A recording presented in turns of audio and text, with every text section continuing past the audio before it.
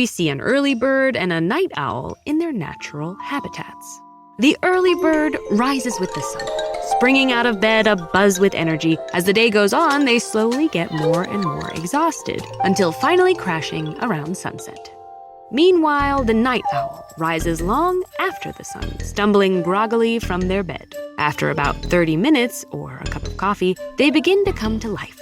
But they don't really hit their stride until later in the day, at which point they comfortably coast past sunset, only heading to bed in the early hours of the morning. For many, this is a familiar story, and one that's easy to cast yourself in. But how many people are truly night owls or early birds? And are our natural sleep schedules predetermined at birth, or can we change them?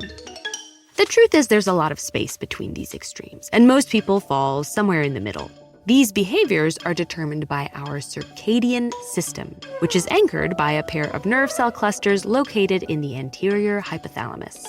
These nerve cells respond to light exposure coming in through your eyes to track the day-night cycle that dictates your body's internal clock, or circadian rhythm. That steady rhythm helps determine the body's flow of hormones, with the broader circadian system acting like a conductor that keeps your organs functioning in time with one another.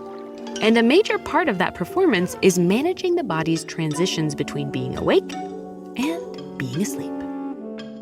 Now, your circadian system can't just decide it's bedtime and knock you out.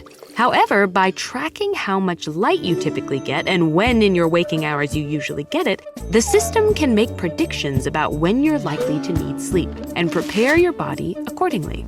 For example, if you consistently go to sleep around 10 p.m., your circadian system will start producing sleep-inducing melatonin around 2 hours before then to tell your body it's time for bed. So if this rhythm is molded by our sleep habits, can we change it just by sticking to a strict schedule? To a degree. Everyone's bodies are unique, so even two people with the same sleep schedule might have different experiences based on their circadian system's hormonal quirks.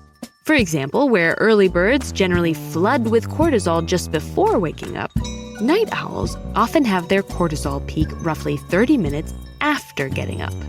Hormonal differences like these determine how you experience your circadian rhythm. And while these factors can shift with age, you're unlikely to grow out of your body's preferred sleep schedule.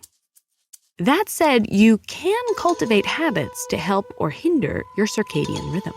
Keeping consistent sleeping hours helps your body accurately predict when to send out hormones, making it easier to stick to your schedule. Conversely, research in sleep-deprived college students has found their unpredictable sleeping habits weaken their entire circadian system.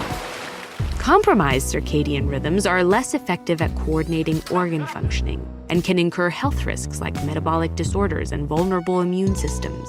But perhaps just as important as sleep hygiene is light hygiene. Getting sufficient contrast between bright daylight and dimmer nighttime light is essential for synchronizing your circadian rhythm.